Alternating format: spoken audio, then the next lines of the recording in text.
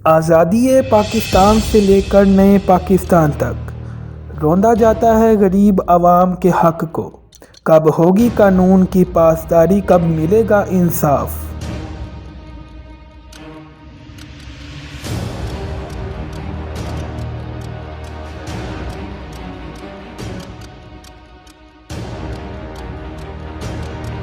और कब होगा हिसाब।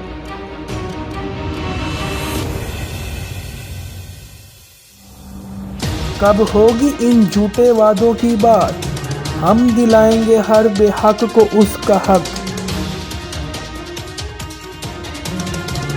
हम बनेंगे हर गरीब की आवाज़, हर जुर्म होगा अब बेनकाब।